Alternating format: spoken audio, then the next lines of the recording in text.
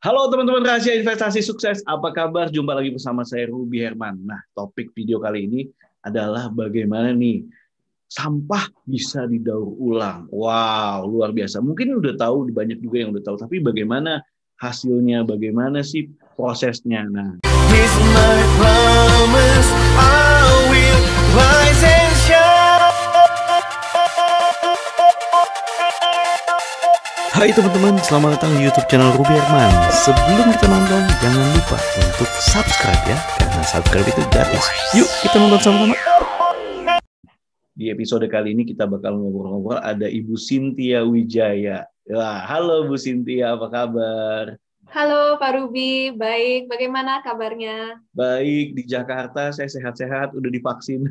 Wah, bagus lah kalau begitu ya. Ya gimana nih, Ibu lagi di Singapura nih, wow. Iya, lagi di Singapura malah saya. Sehat ya Bu Cynthia ya? Sehat ya. Wow, nah ngomong-ngomong perkenalan dulu dong nih Bu Cynthia nih. Bu Cynthia tadi kan, ini kan kita ngobrolin bagaimana nih mengelola, mendaur ulang sampah. Sampah tuh biasanya udah nggak ada gunanya lagi, tapi di tangan Ibu Cynthia nih jadi bermakna, berharga, dan bisa berfungsi nih Bu ya. Silakan Bu Iya, Cynthia betul. perkenalan. Mungkin sedikit perkenalan dulu ya soal Yes. saya sendiri personally. Jadi saya itu mulai bekerja di Daya Selaras Group itu saat umur 19 tahun. Wah, 19 tahun. Iya. Ya, so I joined the family business langsung. Dan the first job yang ditugaskan kepada saya adalah internal audit. Nah, saat itu saya dengan a couple of people, we created the internal audit team. We started creating SOP, Standard Operating Procedures, across perusahaan-perusahaan di dalam grup. Nah, itu sekitar hampir dari 1,5 sampai 2 tahun lah. Nah, lalu dari sana saya dipindahkan ke cost accounting untuk perusahaan corrugated karton kami. Nah, dari situ kita juga meng-create sebuah sistem cost analysis dan budgeting untuk masing-masing lokasi plant atau cost center agar top management mempunyai semacam evaluation KPI lah istilahnya ya. Jadi mengintegrasi itu semua. Lalu pada tahun 2019 saya juga akhirnya dipindahkan dan ditugaskan untuk menghandle proyek co-working space. Nah, jadi kita pun juga memang ada diversifikasi ke properti. Dan co-working space itu memang kami partner together with one of the largest co-working operators di Indonesia, which is Kuhai. Lokasinya di Sahid Sudirman Residence. Oh, Sahid Sudirman. Ya, the office. Nah, lalu dari situ pun juga sebenarnya saya itu mulai ditugaskan untuk mulai memikirkan sebuah business idea atau prospek untuk direction seluruh perusahaan keluarga. Tema yang diberikan itu adalah bridging the traditional or conventional business with the new. Nah, karena kan kita ini kan emang we are manufacturing blood ya istilahnya dari generasi pertama itu manufacturing pabrik. Dan kalau kita ngelihat sekarang in the full landscape of the world, we know that there's a lot of new businesses, startups emerging ya. Dan memang kan co-working space itu kan sebenarnya adalah sebuah pusat untuk inovasi dan creativity. Jadi waktu itu kita memang berpikirnya mulai dari situ. So that was the start. Nah, 2020 COVID-19 terjadi. Situasi pandemik has really sangat mengefek kepada aktivitas pekerjaan sehari-hari. Tapi juga ada dampak positifnya. It makes you really think outside of the box dan mendorong to push us outside comfort zone ya. Maka akhirnya di 2021 awal tahun ini kita dapat mengeksekusi sebuah proyek untuk re-strategizing dan rebranding grup, dan saya dipindah menjadi Head of Business Development and Investor Relations untuk Daya Selaras. Wow, Daya Selaras. Nah, Daya Selaras ini apa aja nih Bu bisnisnya, dan apa saja nih istilah kata dalam bisnis pasti juga memikirkan problem solving ya kan ya, harus memecahkan masalah yang terjadi di masyarakat. Nah, mungkin bisa diceritakan, Bu. Ya, jadi Daya Selaras itu sebenarnya kalau bisa describe, we are a sustainable industrial hub yang mengelink industrial flow dari sampah kertas, bahan baku utamanya ya, sampai ke kemasan corrugated carton box. Ya, lewat our network of partners atau afiliasi di sektor pendauran ulang, sampah kertas, paper mill, corrugated karton, dan logistik. Nah, maka kami mempunyai sebuah circular value chain. Dari sampah kertas dibuat menjadi paper roll, lalu dari situ dibuat menjadi kemasan karton yang 100% recyclable dengan backbone dan support dari perusahaan logistik kami. Jadi DSG sendiri itu terdiri dari 3 perusahaan. Pertama is our logistik Cipta Kelola Selaras, CKS. Kita mempunyai around approximately 150 truk dengan various sizes dan 100 plus delivery points. Ya, network coverage-nya masih fokus di Jawa. Kita pun juga mempunyai sistem managed partnership model, di mana kita dapat mengelola truk kepemilikan orang lain. Jadi kita berjalan sebagai operatornya dan we just take a management fee. Tapi more than iya, kayak itu ya Bu, yang online itu ya Bu ya. Jadi di itu ya Bu ya. Ya, tapi ini mungkin lebih konvensional ya Pak. Using other people truck ya Bu ya. Iya, ada juga. Tapi saat sekarang sih lebih dari 80% truknya masih milik kami sendiri. Oh, oke. Iya, milik kami sendiri. Nah, lalu jadi that is CKS, our logistic. Lalu we move on to yang kedua, perusahaan kedua itu adalah Daya Cipta Kemasindo, DCK, which has been established dari sejak tahun 1993 by generasi pertama kami. Jadi DCK itu is in a top 5 corrugated carton manufacturer di Indonesia, carton box, with 3 different lokasi ya. Pertama di Tangerang, kedua di Cibitung, ketiga di Kerawang. Total kapasitasnya itu sekitar 12.000 ton per bulan. Wow. Dan by September, karena kita memang ada add another line, kita we measure and around 20% increase, dan tahun depan kita plan to increase again by 10%. So DCK itu memang secara perusahaan we are catering more to the larger size ya.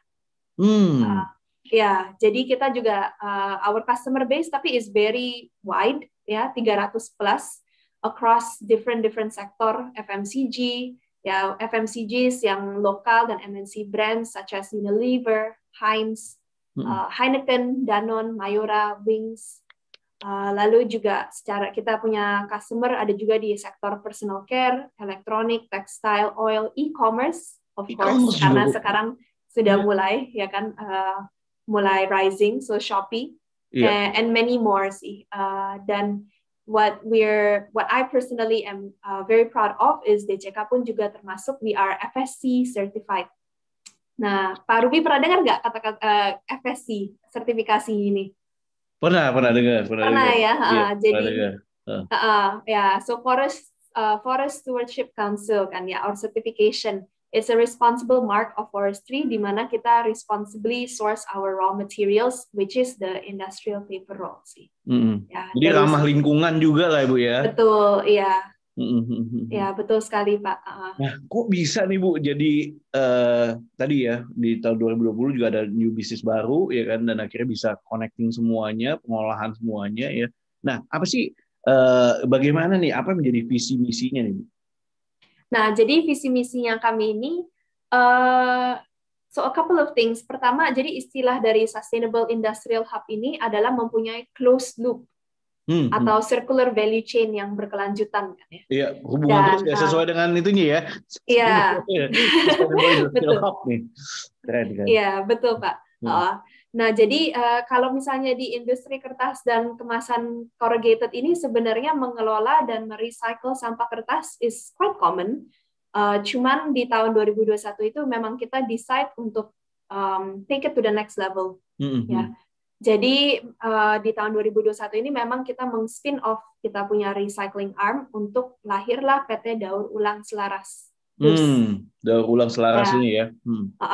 Nah, jadi sampah kertas yang kami kelola dan kami recycle bersama partner kami di kertas industri itu akhirnya dipakai sama DCK untuk produce kemasan karton box ini. Makanya is the circular value chain kan.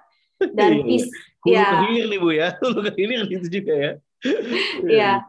Jadi secara visi kita ingin menjadi sebuah sustainable industrial hub. Tapi secara misi apa aja nih ya sebagai grup? Pertama, kita perlu memberikan solusi berkelanjutan dalam sistem pengelolaan sampah kertas di Indonesia.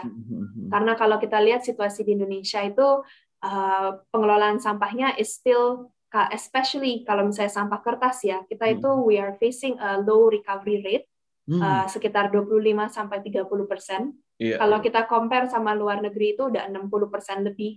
Malah ada beberapa yang sampai 80 or almost close to 90. We're talking about the Scandinavian countries though.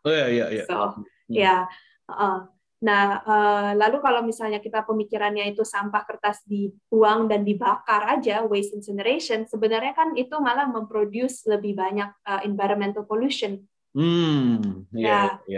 Jadi sebenarnya recycling itu dan this whole circular chain adalah sebuah solusi yang sustainable untuk pengelolaan sampah kertas. Lalu yang kedua adalah meningkatkan kesadaran dan pendidikan masyarakat soal pendauran ulang kertas. Jadi kita pun baru mulai, kita punya online platform di LinkedIn sama Instagram, social media, supaya mulai mengeducate people to know and sortir the different grades of kertas dan kenapa kertas itu harus kering, harus tidak basah, harus bersih ya. Jadi kontaminan seperti makanan paling sering tuh plastik, metal, residues etc. itu harus dipisahkan karena kalau misalnya tidak dipisahkan recovery rate untuk recyclingnya itu becomes lower. Ya, jadi kita pun juga ingin meningkatkan the education level in regards to that. Ketiga, misi kami juga untuk meningkatkan tingkat dan standar pendauran ulang sampah kertas secara domestik atau lokal di Indonesia. Lalu yang keempat ini ada social aspect, which is bekerja sama dengan para pemulung kertas lokal di Indonesia. Wow. Karena memang kebetulan DUS itu, Daur Ulang Selaras itu memang working together dengan para lapak-lapak dan waste paper aggregator across Indonesia. Jadi istilah kata juga membantu juga lah Bu ya, membantu ada peluang-peluang juga untuk tadi pemulung dapat income tambahan juga karena ini Bu ya. Sampah-sampah tadi akhirnya bisa didaur ulang. Tadi namanya jadi itu ya Bu ya, DUS ya. Daur ulang selaras sesuai dengan kayak kardus ya Pak. Jadinya DUS nanti juga ya. Nah, oke Bu. Nah, tadi kan Ibu bilang ada mengedukasi kan bagaimana misalnya kertas tadi jangan sampai basah. Nah, kalau kertas yang mungkin ada tulisan, ada mungkin entah itu tulisan tinta atau apa, itu bisa juga, Bu? Bisa. Yang kita tidak accept adalah three things. So, tissue paper kita tidak tissue bisa. Tissue paper gitu ya? Laminated paper tidak bisa. Lalu UHT, Tetra Pak itu sebenarnya tidak termasuk kategorinya kami. Ada masuk ke kategori hal lain. Jadi kalau misalnya majalah, buku-buku pelajaran, malah kita itu we are in talks with university, supaya bisa merecycle mereka punya buku-buku pelajaran sama kertas-kertasnya biasanya kan banyak ya di sekolah-sekolah. Nah, jadi kita emang udah mulai menjajaki lah ke arah sana. Bu, biasa kan juga pemulung atau apa suka kiloan tuh kayak buku-buku kertas-kertas itu juga itu Ibu ya. Dan berarti Ibu juga melihat pemulung ini juga sebagai part of ini Bu ya. Sebagai bagian juga ya ekosistemnya Bu ya saling dan betul sekali ya, pemulung yang mungkin nggak dipandang mungkin nggak terlalu dilihat gitu tapi ini malah penting Ibu ya dan Ibu juga mengedukasi pemulungnya untuk tadi gimana misahinnya gitu Ibu ya. Penting sekali. Kami bekerja sama dengan lapak-lapak yang mereka ini sebenarnya memang sih terkadang itu pemulung-pemulung itu mungkin dipandangnya sebelah mata ya kita semua. Dan sometimes if you talk about waste collection, there is a negative connotation to it. Saya sudah bicara sama beberapa orang yang, and I always face this question, especially di Indonesia. Bukannya waste itu adalah pekerjaan yang harus dealing bersama preman. Ya, jadi that question I get quite a lot. Cuman ini Ibu memang cantik kerjasamanya ya pemulung gitu ya bukan preman gitu ya.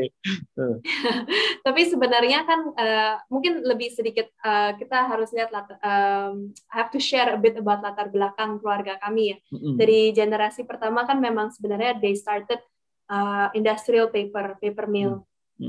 Both from my father and my mother punya side, grandparents-nya actually. Wow. Nah, jadi dari situ baru generasi kedua ayah saya itu mulai expand down to the value chain, which is kemasan corrugated carton box ya. Lalu dari situ baru generasi ketiga kami masuk. Nah, tapi karena udah ada that experience of years di dalam industri ini, jadi kita itu udah mengenal beberapa lapak-lapak yang besar dan memang dari sejak udah lebih dari 20 tahun malah kenal sama mereka ya. Dan these people itu sebenarnya mereka itu are very driven and mereka itu sebenarnya very professional juga. Of course kita ini ingin bekerja samanya dengan yang profesional dan mempunyai kode etika yang baik ya.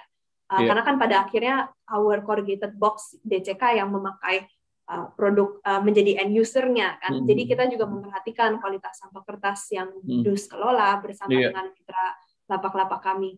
Tapi ya these people actually mereka itu dengan adanya bisnis mendaur ulang ini, mereka itu juga akhirnya bisa like tadi Pak Ruby mention, achieve a stable employment income, bisa send their kids to school, and some of them Pak, malah salah satu dari lapak kami itu dekan loh di Universitas di Tangerang. Luar biasa. Ini ada sisi kemanusiaan yang terpanggil juga Bu ya itu ya. Ya, actually ini aspirasi dari ayah saya sih dari sejak dari dulu mereka. Iya. Dan mungkin ini juga bisa berhubungan sama pemerintah, mungkin dari Kementerian Lingkungan Hidup ya kan, karena juga membantu mengolah sampahnya gitu kan. Iya betul. Actually betul sih. Kalau nggak salah Bappenas itu baru rilis an artikel ya soal circular economy sebenarnya. Nah topik circular economy ini kan udah mulai hot nih gara-gara the whole trend of reducing your carbon emissions, carbon neutrality, Paris Agreement, etc. Jadi emang sempat Bappenas itu udah merilis artikel bahwa to establish circular economy system di dalam beberapa sektor perusahaan-perusahaan di Indonesia itu bisa creating around 4.4 million jobs. Wow. Nah, by the end of 2030.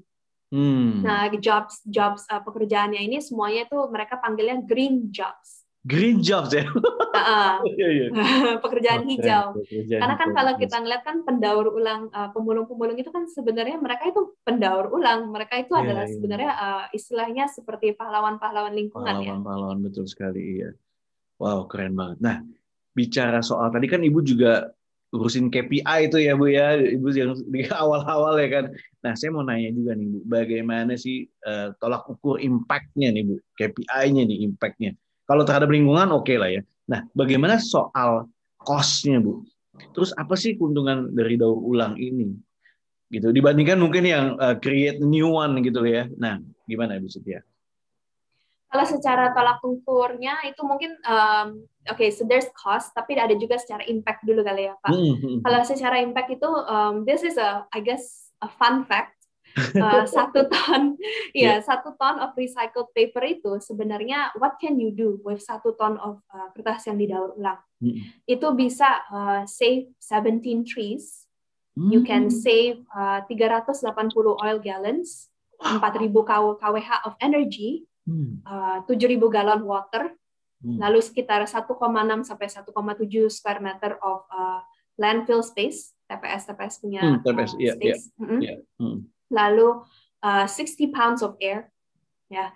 Jadi total semuanya ini mengabsorb 250 pound dari of carbon dioxide from the air. Nah, kalau misalnya dibakar, malah akan memproduce 1.500 pounds of CO2. Nah, polusi malah jadinya Pak, betul. Nah, jadi tolak ukur untuk secara environmental impact of recycling is very big. Ya, karena 1 pohon aja udah bisa 3 sampai 4 orang lah, providing oxygen for 3 to 4 people. Kalau ini malah bisa 17 trees by just 1 ton. Nah, grup kami sendiri itu last year kita itu the recycled paper that is around this whole circular flow of our group is sekitar 170.000 ton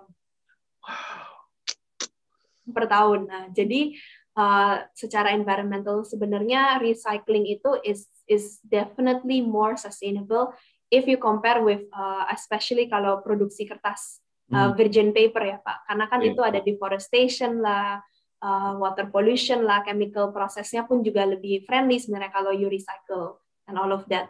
Nah, so that is from the environmental KPI. Yes. Now, if we talk about the financial cost KPI, Ya, secara supply chain sebenarnya yang kita melakukan ini kan is an integration of our supply chain ya. Nah, this whole circular economy actually boost our resource efficiency. Ya, resource efficiency kita especially waste paper. Karena memang kita punya bahan utama is sampah kertas. Sampah yang dibuang Sampah yang dibuang. Malah makanya yang tadi saya suka banget yang Pak Ruby tadi mention, sampah itu banyak orang melihatnya sampah doang, udahlah buang aja gitu kan. Tapi for us itu adalah sangat bernilai. You can actually sell it to us and we will pay you for that. Di tangan Bu Cynthia itu jadi value lagi. Ya, dan itu memang sesuai dengan konsep ekonomi sirkular sih, bahwa dari sama konsep zero waste ya, they call it. Kenapa zero waste? Karena sampah itu bisa dikelola untuk produksi another output gitu. Jadi secara resource efficiency, secara energy efficiency pun kita juga save a lot sih dari sisi sana. Wow, keren. Ibu kayak lagunya Michael Jackson itu loh, Bu. Yang mana, Pak? Heal the world. Aduh, belum sampai ke sana gitu. Tapi kan wah, luar biasa sekali. Nah, Bu, ini kan juga dari Daur Dus ini juga kan banyak juga ya, tadi kan Ibu bilang yang klien-klien ya kan. Bagian dari Daya Selaras Group juga kan punya tadi banyak klien-kliennya. Nah, dan juga kerjasama. Nah, ini masih cari partner lagi nggak sih Bu ke depannya? Terus udah gitu, nah kalau ingin jadi partnernya, kriteria seperti apa nih Bu? Oh pasti, we are always open. Saat ini kan memang kita punya vendor-vendor atau supplier, lapak-lapak mitra kami kan sekitar 10 ya, the big ones in across Jawa. Customer kami paper mills juga kira-kira ada 9 ya, dan juga kebanyakan lokasinya masih di Jawa. So memang fokus kami secara geographical itu and secara operational masih di Jawa. Cuman kedepannya mungkin bisa explore other locations. Lalu kami pun juga open untuk bekerja sama dengan perusahaan-perusahaan lain yang juga ingin merecycle sampah kertas, ingin mengelink dengan Sustainable Industrial Hub kami. Dan contohnya mungkin produsen-produsen yang customers yang kita belum yang DCK belum serve ya, yang in the FMCG sector or anything like that.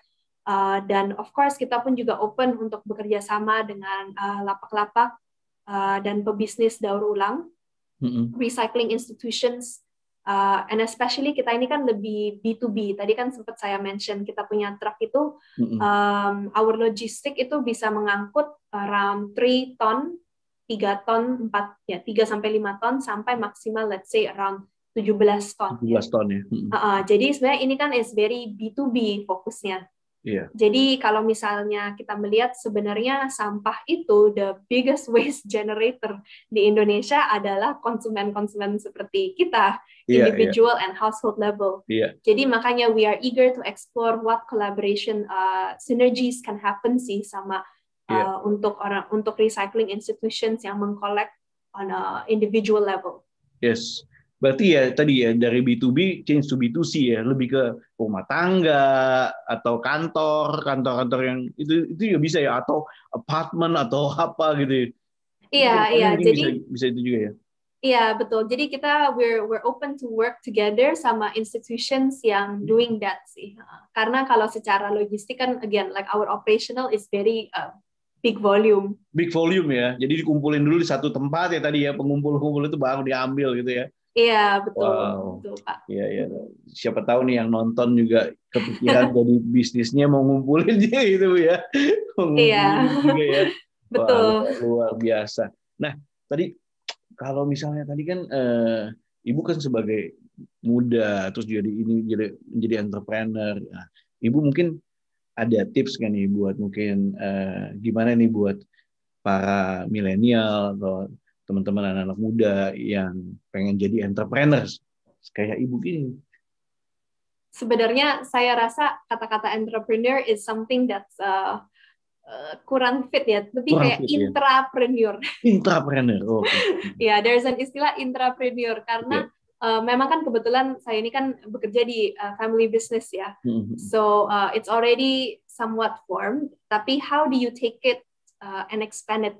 Ya karena kan we know family businesses pun not the succession aja sometimes can get lost along the way, right?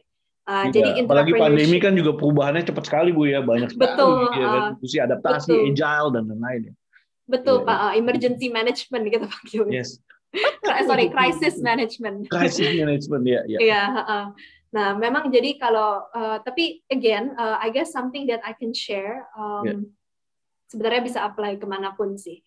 Jadi kata-kata daya selaras ini yang di atas, yang di atas ini, ya itu sebenarnya artinya itu strength in harmony, strength in harmony.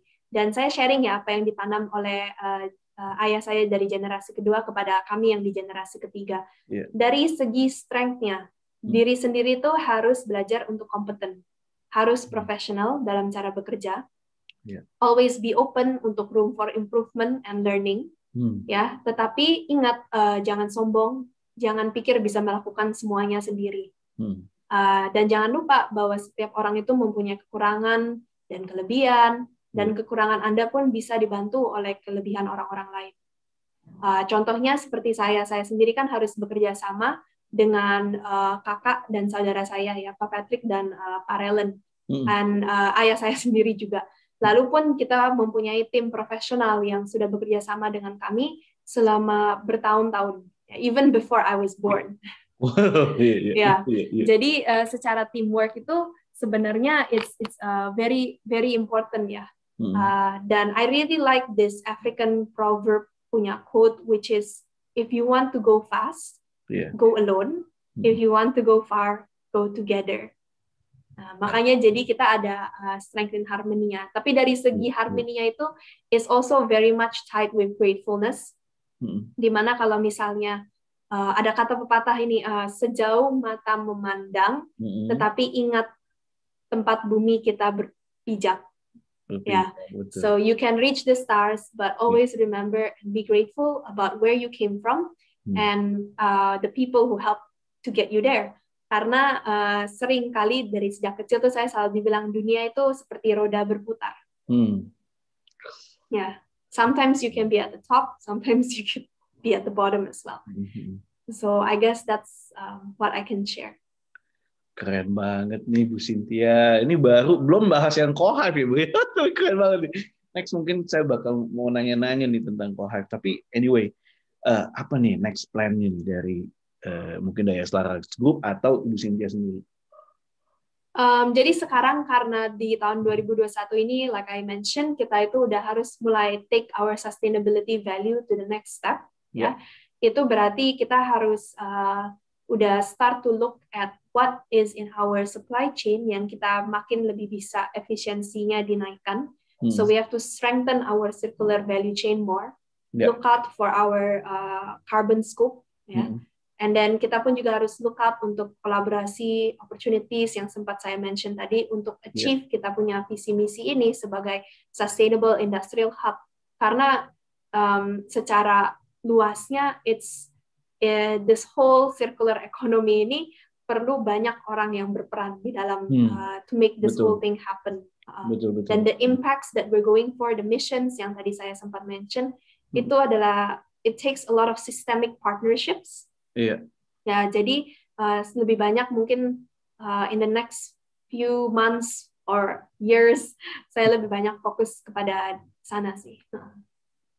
Wow, luar biasa. Thank you so much nih Bu Cynthia udah berbagi, dan kalau thank you Pak. Peluangnya juga masih besar ya Bu ya. Peluangnya masih besar tadi.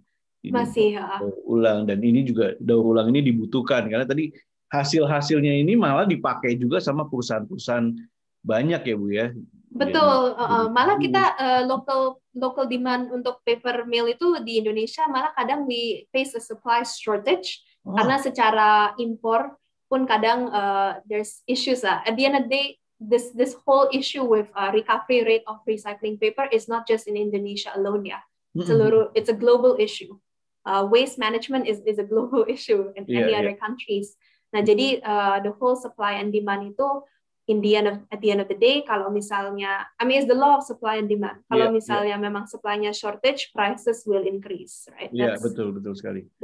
Makanya kalau misalnya, dan disayangkan sekali karena secara komposisi imported waste paper itu kita rely on imported waste paper itu hampir sekitar 45 sampai 50%. Nah, Indonesia itu kan sebenarnya penduduknya kan hampir sampai 275 sampai 280 juta orang ya. Iya. Dan disayangkan sekali kalau misalnya kita itu reliance on imported sampah kertas is that big.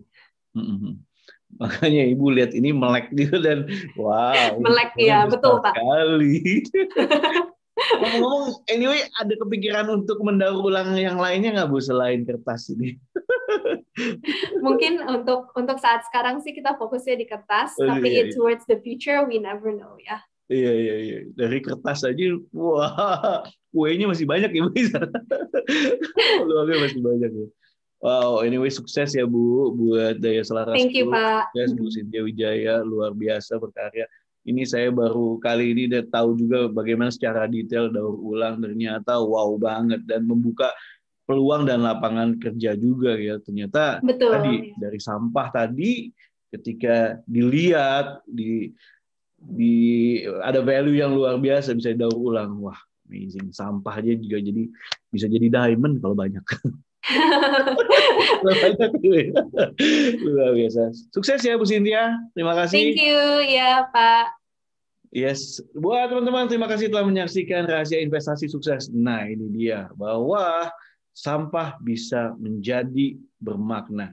Terima kasih. Jangan lupa untuk subscribe dan juga nonton terus video-video di Rahasia Investasi Sukses. Saya Ruby Herman.